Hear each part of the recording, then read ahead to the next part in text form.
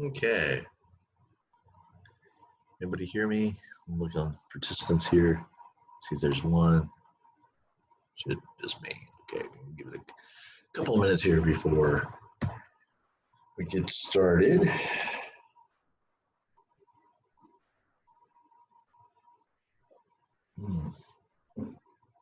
Great cocktails on there. Anyways, all right. Still kind of tell it's a virtual background. That's all right. Like the beach. So nice and soothing. All right. Well, ladies and gentlemen, welcome to the first reading, as it were, coming out of retirement here, doing tarot and also animal medicine as well as shamanic tarot or shamanic oracle readings. And this is kind of the first experiment, I guess you could say, of the reading. And I was I was doing some brainstorming earlier this week, and I thought, well, what would be something that I could offer that's the greatest service, basically? What can I offer as far as my talents are concerned, and help everyone through this pandemic, or this crisis that we're going through and stuff like that. I mean, it seems that everybody, including yours truly, is angry, we're stressed out, we're very much feeling kind of not kind of, we're really feeling in the dark as far as what's going on, what's happening here, so forth and so on. So my intention is to have these videos actually give a little bit of clarity and kind of a little bit of a, I guess you could say, kind of a laser or micro coaching as far as what we need to do, what we need to realize in order to get through these times that just are trying not only on an individual level, but also a huge society level as well. I mean, we're just seeing all sorts of challenges right and left that are being thrown at us.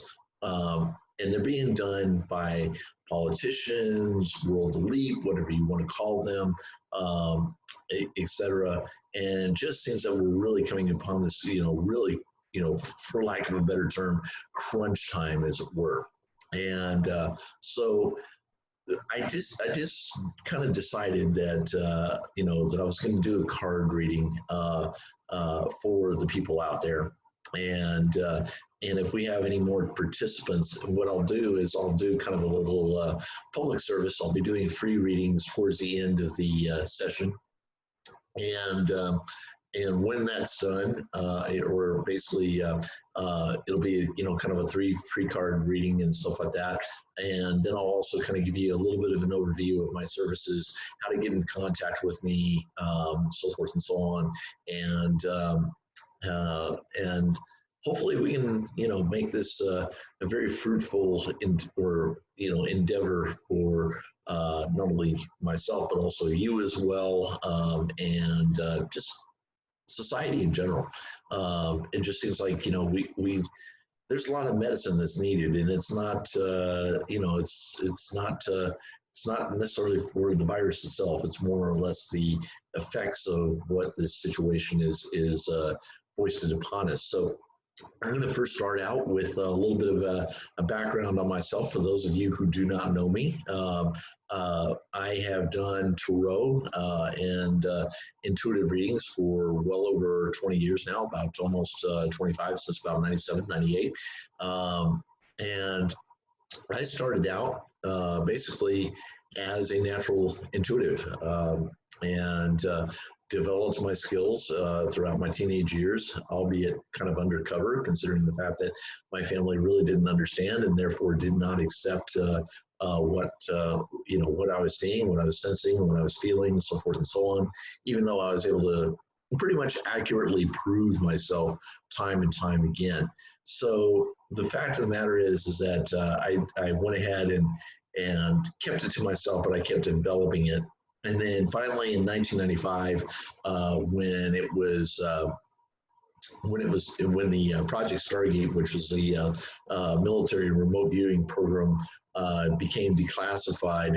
I was working in tech support at the time, and realized, hey, I'm kind of doing the same thing that they were doing for about 20 years, and realized that, hey, with my tech support skills and stuff like that, I was doing kind of the same thing. So it kind of launched me into really embracing my gifts and researching them and so forth and so on.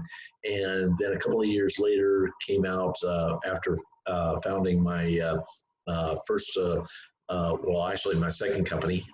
First one was Starblazer Enterprises, which was my computer consulting firm, and Synergy Research Consortium, which was basically delving into researching and experimenting and developing things like remote viewing, psychic, psychic phenomena, and so forth and so on, and doing general consciousness research. Then I was asked, after a couple of public speaking engagements here around town, people came up to me and said, "Hey, do you teach this?" And I thought, well, being a natural instructor, why the heck not?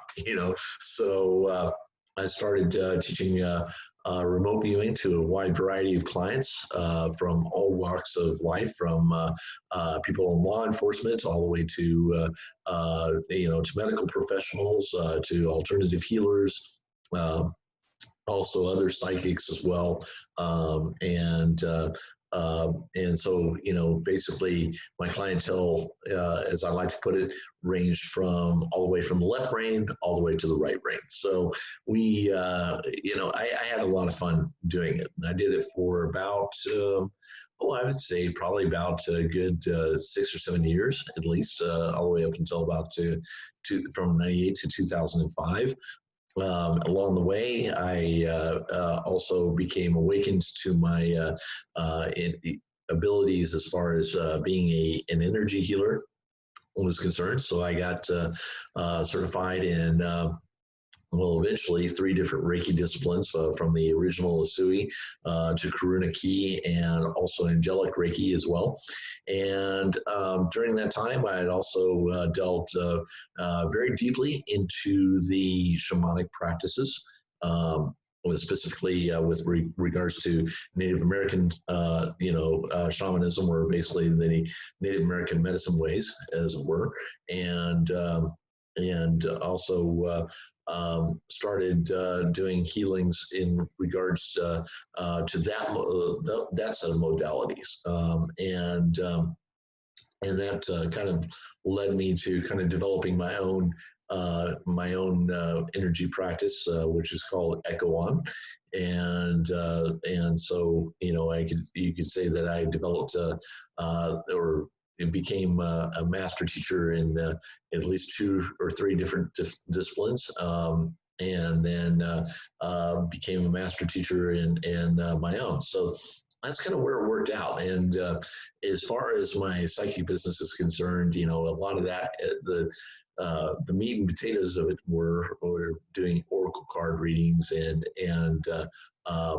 doing doing intuitive consultations for various people around the country and around the world, actually, and had a lot of fun at it. So, but life circumstances, which I won't go into, kind of changed that, and so I kind of put things on the shelf for a while. But now with things the way that they are, it's kind of interesting, because it's now we're finding ways of being creative again. Technology has allowed us to do a lot more than we've actually been able to do beforehand, and so forth and so on. And I was discussing with doing some brainstorming with a potential colleague, and the thought just came to mind. It's like, hey, maybe I ought to do just some public readings and the like. So that's kind of what I'm doing. So that's basically the background. So let's kind of go into what's going on here, and I'm going to share my screen here. I'm going to get my mug off the screen, as it were, and we'll see what we can do here. Let's see, share my screen. Where's my, oh, there we go. Share my screen. Da, da, da, da, da. Okay, so hopefully you can see this. This is the first card layout that I did. Basically what I've used is, as you can see, I kind of used a kind of a unique background. Excuse the remote and the chips on the side, but I was doing a little bit of meditation here, and asking, what do we need to know for about this pandemic, and what do we need to know about our situation as far as what we need to do in order to get through this, and what we need to what we need to be aware of. So basically, I did what I do, my standard 7 direction spread. And to kind of give you a little bit of background on that, you have 7, according to a lot of the Native American traditions, the medicine wheel is not just 4 directions. It's actually, depending on the tribe or the nation that you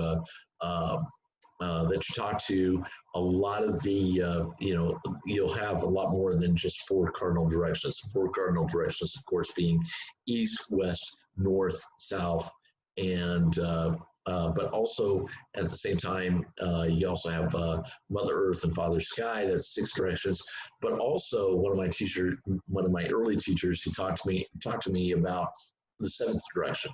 That's the one that is kind of the, without going into a lot of detail and a lot of background, it's basically the it's basically the direction of the inside. It's the direction of where spirit talks to us. It's our inner intuition, our innate knowing, so forth and so on. So I did these cards in a 7 direction spread. As you can see here, hopefully you can see my mouse cursor. On the right-hand side, you have the east, which is basically telling us what's coming up, what's happening even now, and what the challenge is that we're having to face. Then on the south, the south, you have the direction of community.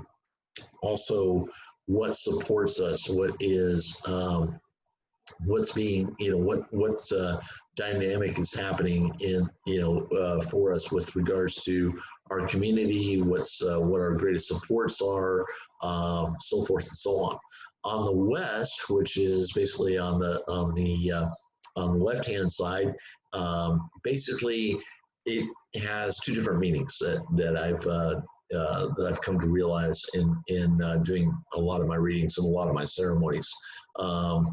In that, in the West, you have basically, it's basically known as the direction of prayer. So basically what the West offers us is, what is our greatest advantage? What is our greatest tool that we have to use? What is our greatest advantage, and how, what is going to be the one thing, or the group of things rather, that are going to help us actually move through the situation and actually overcome it, or triumph over it, or even triumph with it rather, because of the fact that what I'll talk about in this reading is that there's a lot of integration going on. There's a lot of self-discovery going on that we're being forced to recognize, because of the fact that we're being challenged with our own power. And I'll go into more of that as the reading goes on. As I said before, the north is basically the lesson that we have to learn in this situation. In other words, what is the wisdom that we are being offered? What is it that we're learning? And so, with that said, what are we dealing with? What are we, what is the outcome? But also at the same time, when we come on the other side of this, what are we, what is causing us to grow? And so therefore, what is the greatest lesson? And when we look to the north, we look to the wisdom of the ancestors, because that's, in a lot of traditions, that's where the ancestors live spiritually. Now, these two cards, so the one on the top left and the top, or the bottom left, excuse me, and the top right, are the Mother Earth and Father Sky. Mother Earth is on the bottom left. And I can't find my cursor. There we go. The bottom left is Mother Earth, and Father Sky is the top right. I put it this way because of the fact that that the medicine wheel is made up of axes. So you have the north-south axis, you have the east-west axis, you have the Mother Earth and Father Sky axis. And the Mother Earth and Father Sky are basically what I call the prophecy cards. Is that if things turn out the way that they should, or the way that we want to, this is what we can expect from it. This is the gift that not only will be given to us, but will also be available to give to others, to future generations, and stuff like that. One of the things that I was always taught was in every action, everything that we say and that we do reflects upon and affects 7 generations forward. In other words, 7 generations of our children. And at the same time, it also has kind of a reverse causality or retro causality to the 7 directions of the ancestors, or 7 generations of the ancestors. So everything goes back and forth because of the fact that the energy, any energy, travels in circles. When it travels in circles, that's what gives it the vibration. And so what we realize is that what we do reflects both, or basically has an effect on the ancestors 7 generations back, as well as our children 7 generations forward, and of course, you know, including us, because of the fact that we're the ones who are generating this energy. So in other words, what gift are we offering to you know, to our elders, our children, and to ourselves? The 7th direction, which is the center card, is in the spread represents how we relate to this situation. What is, you know, what is our greatest gift that we are either becoming or that we're nurturing, and how do we relate to this, or what is the best way to relate to this? What do we have to offer the situation as well as to ourselves? So we're talking about kind of a lesson here with all the 7 directions. We're kind of talking about how this kind of converts to a ceremony, as it were, and why, you know, why the ceremony is occurring for us. Not necessarily happening to us, because of the fact that we really want to kind of step out of the victimhood and into the reality of like, well, okay, this is happening. So how do we adapt? How do we not only adapt, but how do we change it? And what do we want to change it to? So without further ado, let's go with the first spread. And I've used 3 different decks here. I've used 3 different spreads because of the fact that I wanted to, or 3 different, 3 different spreads or 3 different wheels, because of the fact that I wanted to kind of get some clarity. I used the 5th element tarot, which is kind of one of my favorite decks, is because of the fact that it honors all 5 elements of creation. You have earth, air, water, and fire, but the 5th being that of spirit, or that of the ether. This is kind of, you know, the science would call it the Higgs boson field, or you know, the field, or you know, the consciousness of God, and so forth and so on. So with that said, you know, we're in the ceremony of, let's just call it the pandemic, or the beer bug, as it were, and we're being basically challenged.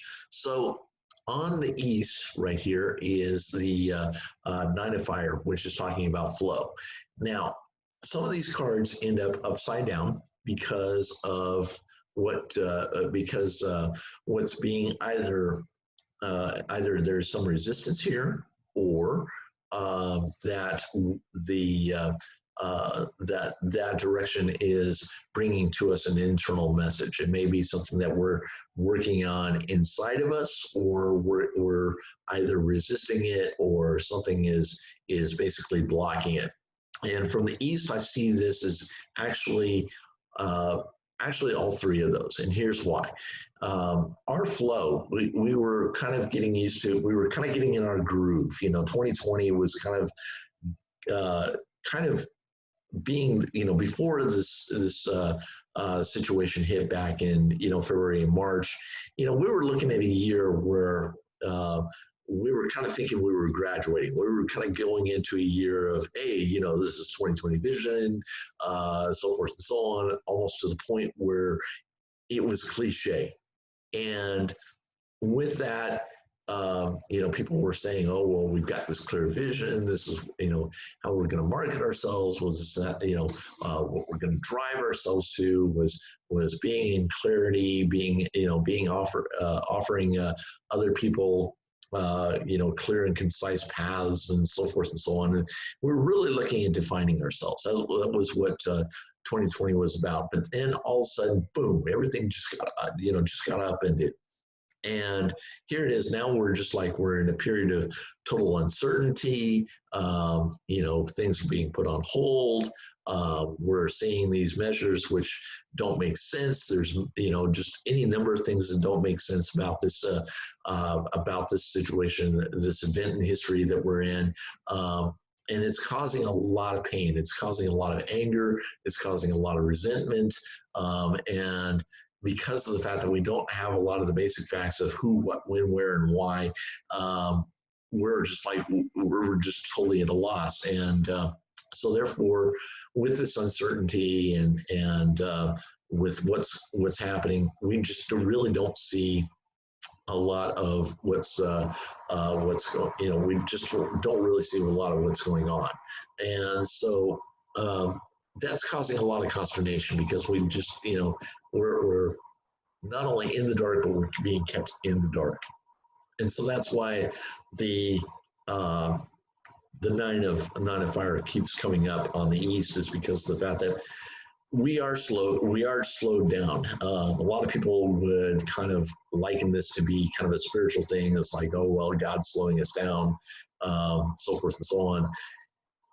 To a point, I would say that's true. But at the same time, we're also being directed to change our direction, as far as who we are, what we want, and being more clear on the vision that we really want to achieve and how we're going to do it. And so right now, whether we like it or not, we're being actually asked to slow down because of the fact that we're changing directions. Classical physics tells us that, if you really want to change direction, you kind of have to slow down a little bit. Otherwise, of course, the G-forces will, flatten you or whatever. And so therefore, we're having to slow down in order to kind of take this hairpin turn, as it were. And we don't know where we're going, because we can't see what direction it's going to take and stuff like that. And really, we have no idea. And really, this is not necessarily what we're looking at as far as fate. We're not looking at, gee, what direction are we going to take? It's more or less that the upside down nine of fire says, okay, what direction do you want this to take? That's the question that's being asked here. And we're also being asked or forced to look at our values. What do we value on an essential level? In other words, what are the values that are not compromisable, that are non-negotiable? And we're having to look at that. And so in order to do that, we've had to basically be slow. We've had to slow down. We knew that these times were coming, as far as new reflections, you know, new evolutionary points and stuff like that. But we kind of lost sight that you know, that when we invite these sort of situations to come in to our, you know, to our lives, to our existence and stuff like that, they're not easy because of the fact that we're really having to look at things on not only an elemental level, but also an essential level as well. So let's go down to the south, which is our nurture, which is our community. We see the Empress, which talks about creativity, fertility of ideas, and new endeavors, so forth and so on. She also comes in upside down as well, because of the fact that you know, it's, with all these restrictions going on that are especially draconian in a lot of different places, we're seeing a lot of situations where we're having to basically come up with a new creativity. We're having to come up with a new way of looking at things. The vision or the image that comes to mind is that the soil of our being is being turned over, is being tilled. That's what I'm looking for. And so what's happening here is that we're having to go within ourselves to find new ways of being resourceful, new ways of being creative, new ways of surviving, new ways of defining our identity. Are we going to be the slaves, or are we going to be the masters who walk through, you know, through the evolutionary veils, who become more than what we were before? You know, are we going to transmogrify, or are we going to, you know, let ourselves go down a path that that leads ultimately to our demise? Those are the sort of questions that we're asking. That's why the Empress is coming up upside down, is because of the fact that we're having to ask these very, very hard questions in order to really redefine ourselves. Because now, here it is, we're coming upon one of the many moments of truth that we as an individual, but also as humanity, are having to define for ourselves. We're, you know, if we're going to step to that next level that we're you know, so enthusiastically talking about, that we're moving, you know, that we claim to be moving forward to, are we really willing to do the inner work in order to have this happen for us? Or conversely, are we going to just kind of go quietly into the night and you know, be slaves and be eliminated because of the fact that our humanity is being taken away from us, whether it be through social distancing, or, you know, what I like to call physical distancing rather than social, you know, and all these other draconian measures with, you know, regards to, you know, no gatherings and having to wear masks and so forth and so on and stuff like that. We're really having to wake up to what it is that we want to really cultivate in ourselves. What are we wanting to become? And that's what the Empress is asking us to do in the South. So that's what that has. That's why that card comes up in that position. I thought, well, you know, it's interesting that it does. It's very synchronistic, but I think it also needs to, you know, I think it's very apropos because of the fact that we're still having to answer those questions, and we will still continue to have to answer those questions probably into the next year or so. But the thing is that now that this is really started in 2020. What I'm also seeing here from the shamanic perspective is that, and I've said this before on record on various other venues, is that we are, you know, we're having to, you know, we're having to make a decision that is going to not only affect us in the next 10 years, you know, throughout the next 10 years, but also what sort of legacy are we leaving for our children, our children's children, so forth and so on. And also, at the same time, what are the gifts of the ancestors that we are willing to honor? So that's a big thing right there. That's something that we need to really be cognizant of. All right, so we have the Seeker of Shells on the west. Now, Again, I kind of touched on this, so I won't spend a lot of time on this because of the fact that I just kind of incorporated it into the South as well. But that's our greatest advantage, is looking from within and really deciding on a core values level what we are willing to tolerate, what makes sense to us, what doesn't make sense to us, and how we are going to act around that. Are we going to stand up and say, hey, this doesn't make sense, the information that we were given doesn't make sense, so forth and so on. Being able to ask those questions, being able to ask questions around that is hypercritical to what we are, to what we're going through and what we are going to experience down the road. Because right now we are kind of setting the playing field, as it were. At least on our side, we're kind of setting the playing field as far as what challenges we're going to set up for ourselves over the next 10 years.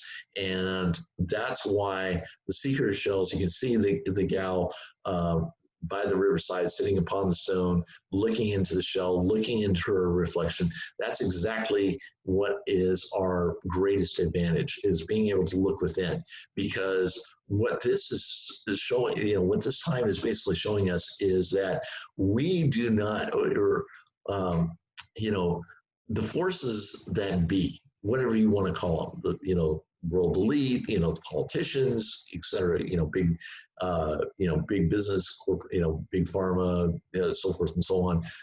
They're wanting to define for us a reflection that is made into their image.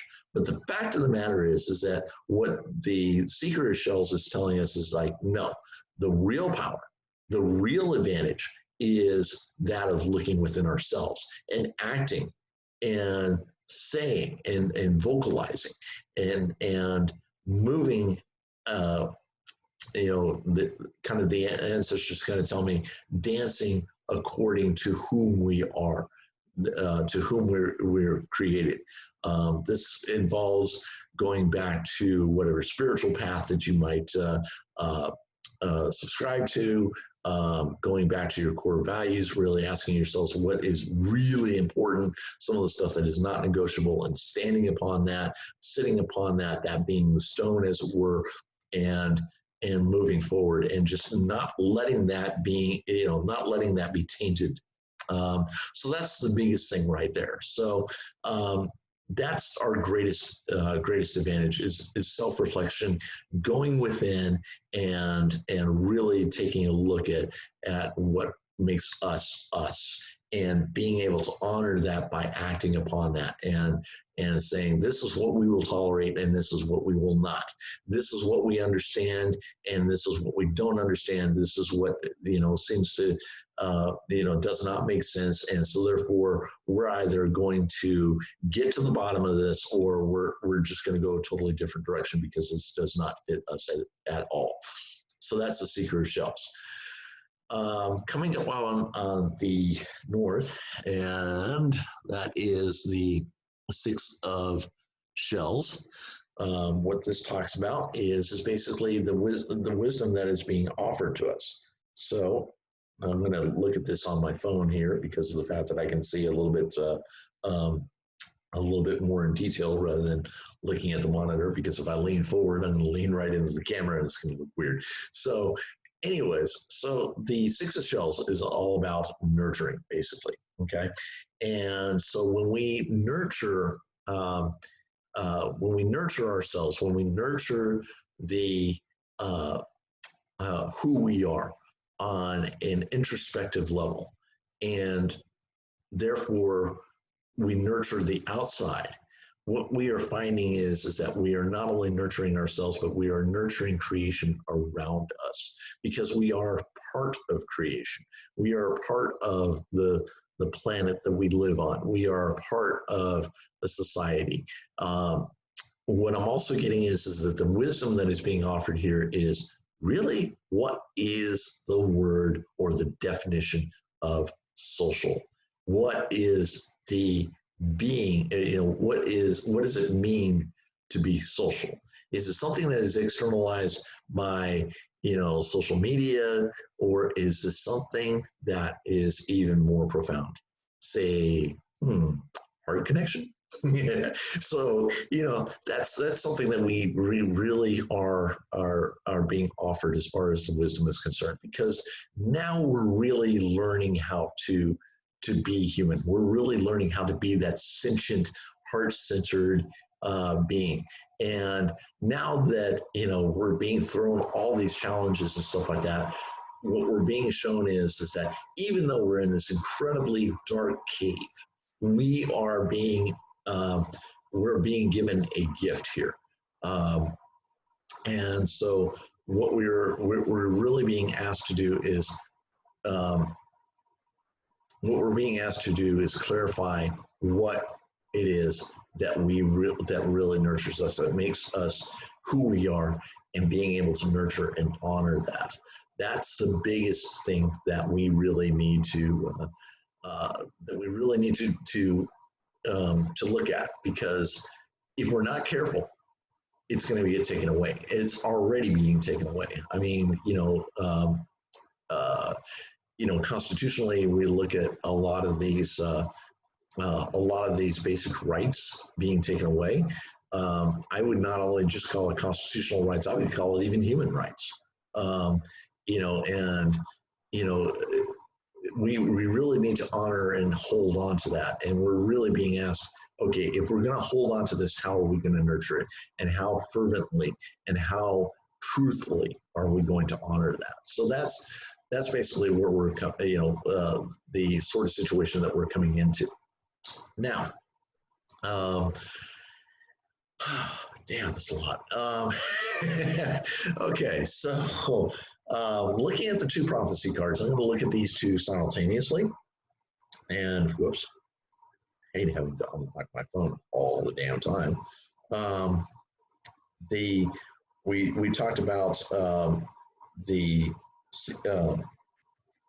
Six of Feathers, which is talking about optimism, and at the same time we're talking about harmony. Now, okay, so optimism, as you can see on the lower left-hand corner, you can see the person in the rowboat. They're on calm seas, and then just across the border that is defined by these peacock feathers and stuff like that, you can see a raging storm that's ahead. And what this is saying is that if we come back to our center, if we come back to our inner calm and knowing who we are and knowing what our right is, some people would call it a divine right. I'm trying not to use a whole bunch of New Age terms because that's not where I want to go.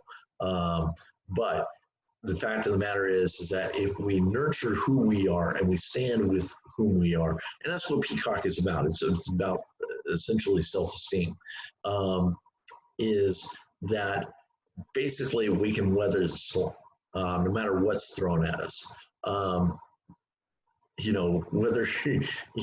Whether you pay attention to conspiracies or whatever, the fact of the matter is that what is being offered to us, I would say thrown at us, but I'm thinking that offered is more of an empowered word. What is being offered to us, even though it may seem stormy, even though it's incredibly turbulent, and so forth and so on, we can weather this. And our shield is our inner knowing of who we are and who each other, who we are on an individual level as well as a societal level. And that's why nurturing comes up in the Father Sky position on the upper right-hand side. The Two of Stones is nurturing. And again, that comes to the same theme of who nurturing ourselves within. We've been dependent upon the exterior. Now we are coming into new definitions of interdependence or interdependence. Both of those actually working very well, terminology-wise. So what we're seeing is that by realizing who we are, loving and taking confidence in who we are, and honoring that, then we find that the gift of self-nurturing and nurturing of others, that's the big thing right there, is going to come to pass. When we get to the other side of this, and when we really, I want to say pass the test, but when we learn the lesson that is being shown to us, we're going to find that the interconnectedness between us as individuals, as societies, as communities, is going to take on a lot deeper, a lot more profound dynamic, and a lot more empowered dynamic. And with that said, that's where we're heading. So it's kind of a 101, kind of a current events 101 type situation, and I'm sure it's going to get a lot deeper and a lot more vivid as time goes on, and probably a lot more controversial depending on what your views are and so forth and so on. But that's okay. That's fine. That's what needs to happen.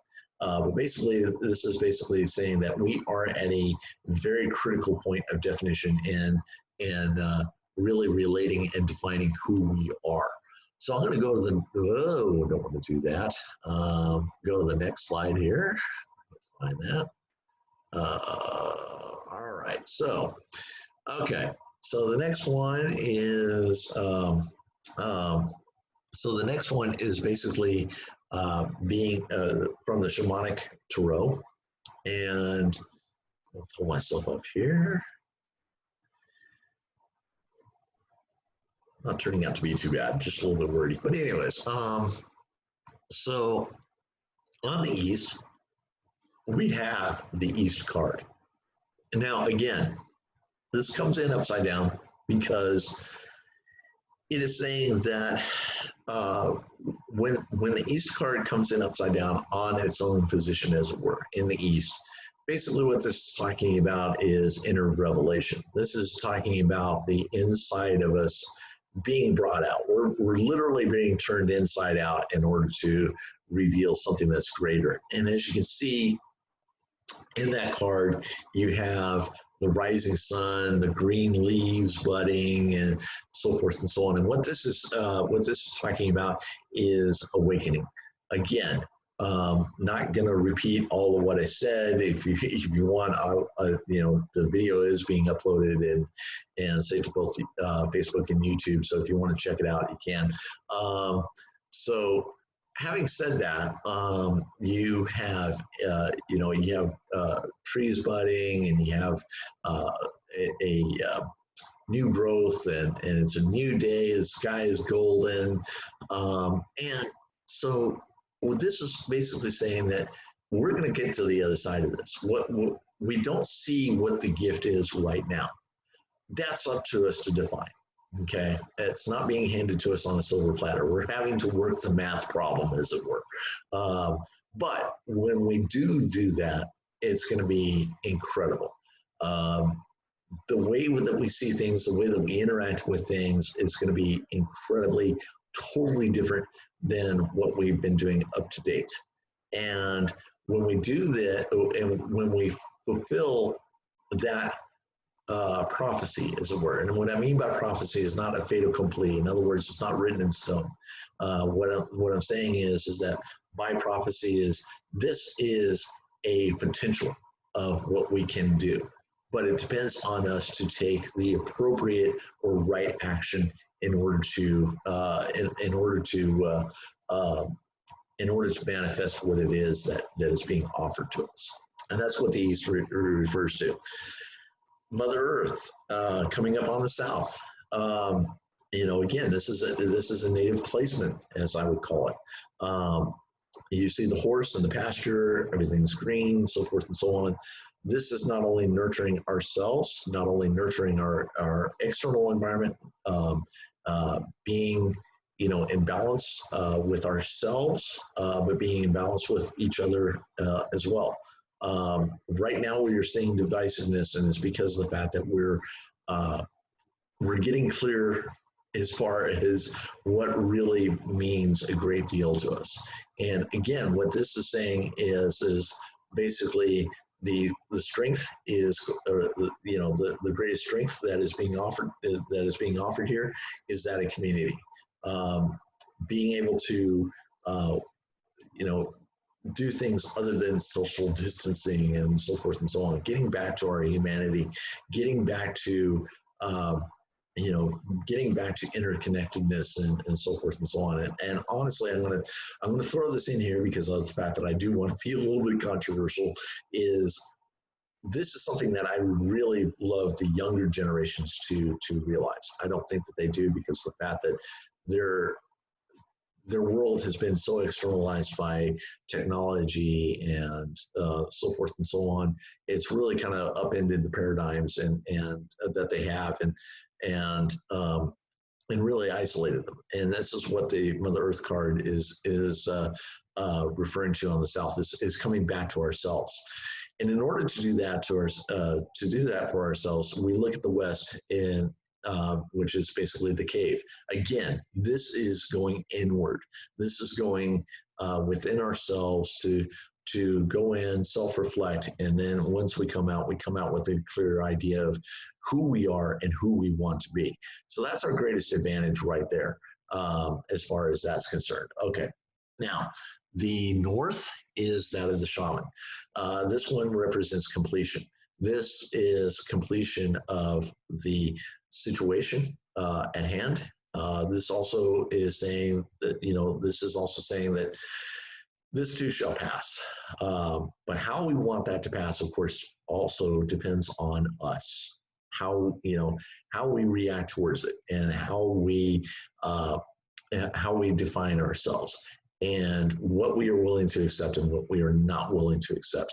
And in order to make those decisions, of course, we have to come back to those core values. Okay, hence the West cards that have come up so far. But it says that we're going to get through this one way or another. So that's the point of optimism that we have to look forward to.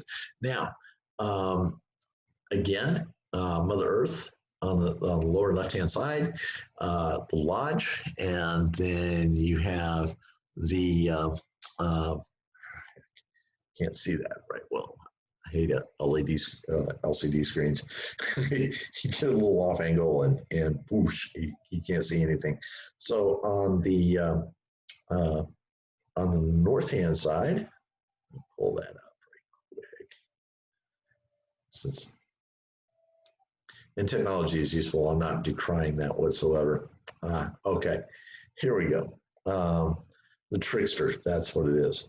What this is interesting. Now, when I pulled this, I was almost tempted to put it back, because it was like, this doesn't make any sense. And it was, then I got this feeling, and then I got this intuition of like, well, wait a minute, this is not exactly what I think it is. What this is talking about is that there's a series of scripts. There's a whole bunch of scripts that are being foisted upon us. That we're being dehumanized. We're being compartmentalized and so forth and so on for greater purposes of control. Now, a lot of people have any number of purviews as far as how that's going to happen, or how that's happening, so forth and so on. But really, what the trickster is basically saying in Father Sky. And a lot of people equate the trickster as being evil, so forth and so on. But if you really look at it, yeah, I mean, it can be. It's based on intention. But what I'm getting here is the intention here is saying that we really have the ability and the opportunity right now to flip the script on those that would dehumanize us. Let me say that again. Okay, we have the opportunity to flip the script on those, the ones that implement, these draconian containment practices and so forth and so on. We have the ability to flip the script on them. It's almost like performing spiritual jujitsu. You use the fundamental principle. For those of you who do not know martial arts, the fundamental principle of jiu-jitsu is being able to use the opponent's power against them. In other words, getting them into a situation to where they think that they have the upper hand, but oops, wait a minute, they either overextend themselves, which is kind of going on right now. We'll go into that. You know, there's any number of channels and videos and people out there who will tell you how that's happening.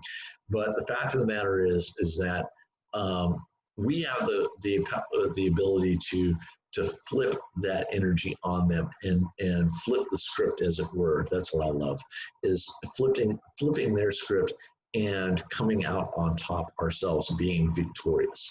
That's what being, that's what the trickster is all about in the Father Sky position, is saying we've got an ability to go through this with a lot of I wouldn't say equanimity, let's say alacrity. Grace actually is what it's about, and being able to do so without using so much of our energy, but at the same time being able to flip the script. And I think there's going to be some further suggestions coming with regard to that. So stay tuned for that. It's going to be interesting. I'm very interested to hear what that is. So walk with me on this.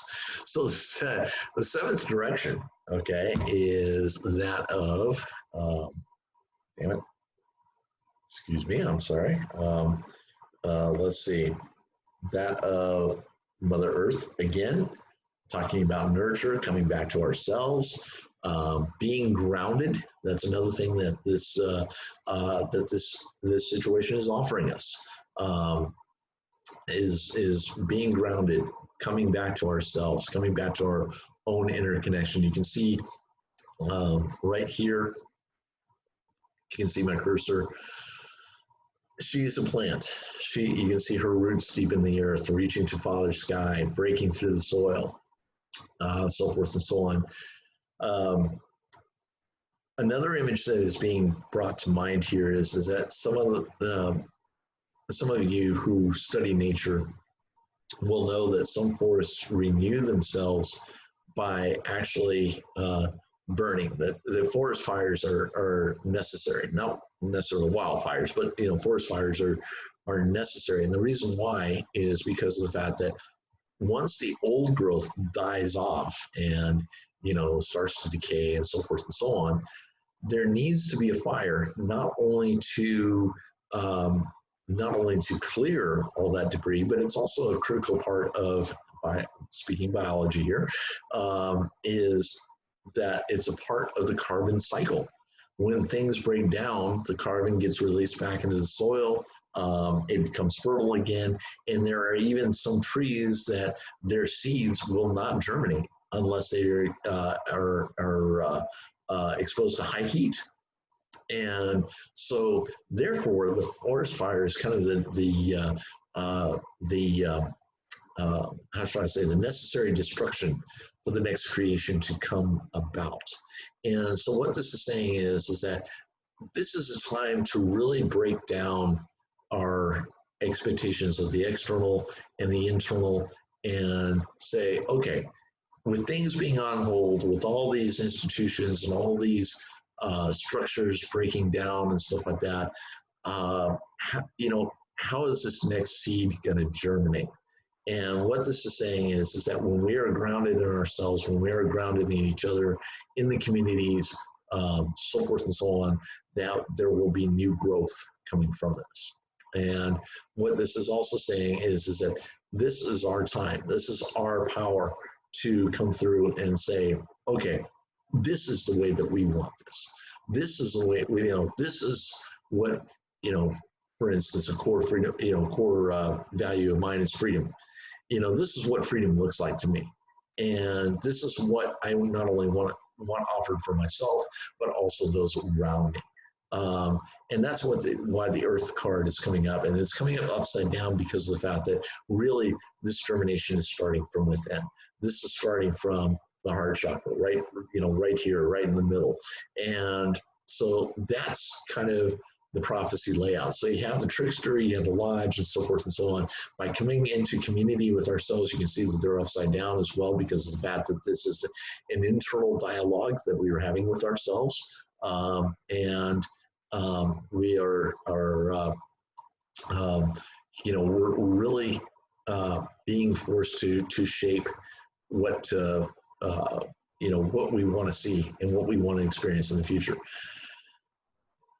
Before I go on to the next slide, I am feeling that, yeah, time is critical, because right now there are forces at work that don't want to see this happen, and they're moving really fast in order to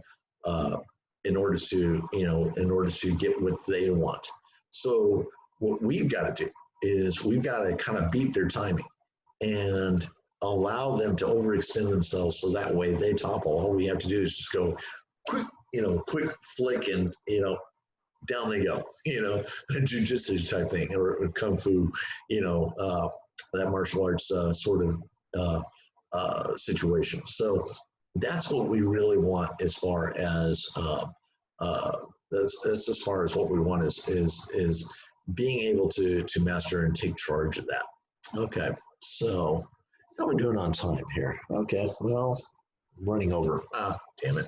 Okay, so this is going to be a long one. So let's go ahead and look at the medicine cards. Okay, so we have bear on the east. This is talking about healing. This is talking about being ourselves. This is talking about again. This is a time of healing. It's kind of synchronistic. I mean, considering the fact that this is right around the concept of a virus. And so we're looking at having to heal ourselves and be and look at some of the ills that have brought about this healing response of some of these draconian measures, and say, well, wait a minute, this is not right. Deer medicine comes up in the south because of the fact that this talks about gentleness. This is a time where we are really under a lot of pressure, under a lot of stress. What this talks about also is nurturing who we are, taking advantage of the simple pleasures. That's another thing that comes to mind. Then at the same time, being playful as well. I mean, lighten up. That's basically what deer medicine is telling us, is lighten up. Lighten up on ourselves, lighten up on each other. These are incredibly divisive times. It's all right to have different opinions, and it's all right to discuss them. But in regards to having us, go at each other's throats and so forth and so on, and call each other names and so forth and so on, it's just really adding to what the opposing forces want. So deer medicine is kind of our greatest foundation that we can work from. Now, the elk is about self-esteem. Again, you saw the peacock feathers with the optimism card that came up in the last couple of spreads. And this is saying that valuing who we are and valuing who we not only see in ourselves, but also what we present to the rest of humanity is our greatest advantage, okay? The hawk, again, this is saying that, the wisdom of the elders is talking to us through these times. What they're saying is essentially is that we are becoming them. We are moving up that wheel, as it were. We are becoming the elders. Because we're going through this horrendous time, we also have incredible messages, incredible wisdoms to offer our children and that of our children's children, and so forth and so on. Remember, I said the next 7 generations back as well as the next 7 generations forward. This is what we have to offer. So there's a great deal of optimism here that is being presented, and we need a little bit of that. Actually, we need a lot of that because even on some of the alternative news channels, it's all doom and gloom and so forth and so on. I don't know about you, but there's times it's like the mention of the beer bug, as it were. It's just incredible as far as the stress that it brings out and stuff like that. I have to say, you know what, I'm done, enough, cut it out, you know? So having said that, that's what we have to offer. So that's the message. Pay attention to the message. Pay attention to that subtle but loud voice. And hopefully these readings over the subsequent weeks and so forth and so on will help you deal with that. So let's talk about otter medicine. Otter, of course, is kind of the mother medicine, kind of the caretaker, as it were. Again, taking care of ourselves so that way we can take care of our communities in a more empowered way and in a more loving way. Being able to incorporate these differences that we offer each other and being able to say, oh, well, it's something I've never considered before or what have you. And not necessarily going on this black, white, right, wrong polarity. This is basically saying, hey, you know, let's be a little more gentle, especially to ourselves about this, because there are forces at work that don't want to be gentle with us. As a matter of fact, they want to be quite harsh, brutal, as it were. And so we've got to flip the script by being kind of the opposite of that. So that doesn't mean standing up and not protesting and standing up for our rights and saying, hey, we're not putting up with this, but more or less just saying, you know, that's what we're going to do. It's just more of saying, hey, there's a boundary here. You're not crossing it, period. You know, being able to talk with a firm voice, being able to walk softly and carry that big stick, as it were. And I'll probably go into that later on. Skunk medicine is kind of interesting because of the fact that comes in Father Sky. Basically, what we put out there is what we're going to get back. That's what skunk medicine is all about, is what you are basically, you know, what are you attracting to yourselves? Not talking law of attraction, but basically talking about feedback here.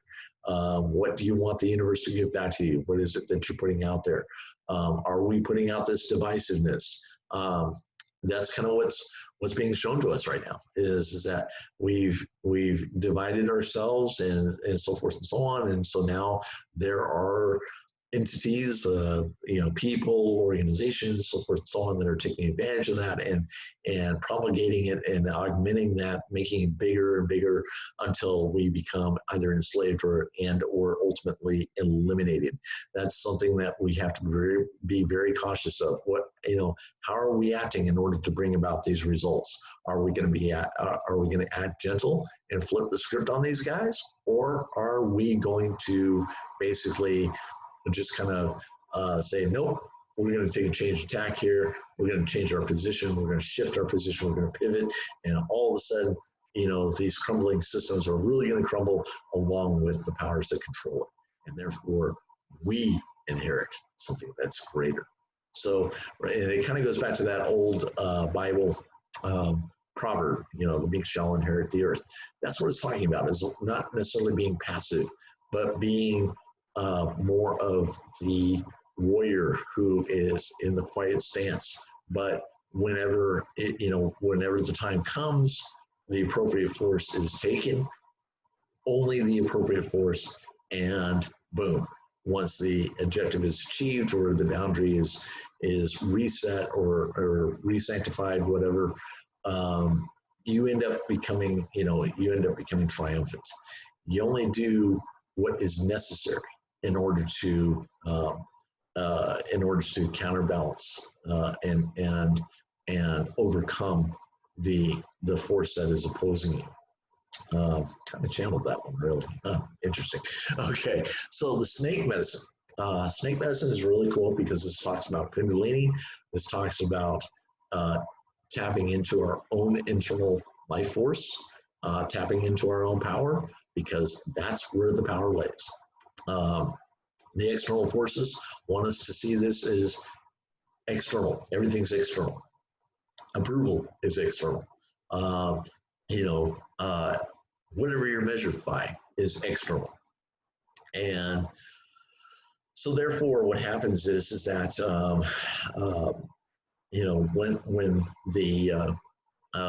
when forces are external and so forth and so on, then you lose your power. You're dependent on something other than you. But when you tap down into your roots you become the tree, as it were.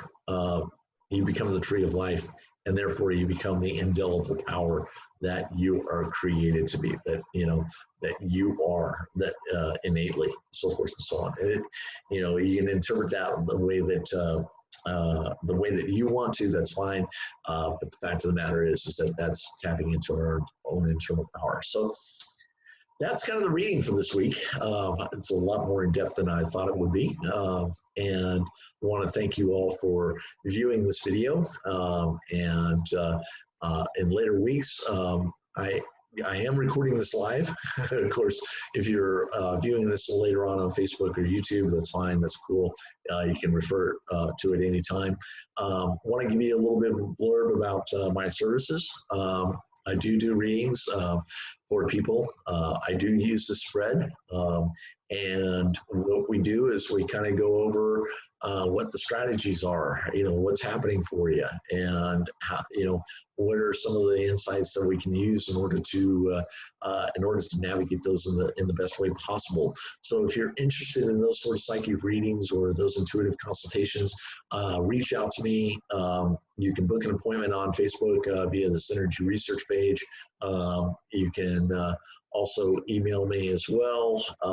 You can email me at Starblazer, STARBLAZER, just as it sounds, Starblazer2012 @gmail.com. Also on Twitter at WSE Ghostwood, all one word.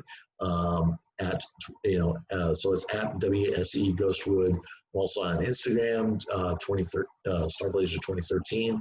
But if you're on Facebook, it's probably the most common way to get a hold of me. You can IM me, Eric Stearns, and be more than happy to set up an appointment with you. Of course, considering these conditions, remotely is probably the best way. I also do healings as well. Those are also remote as well.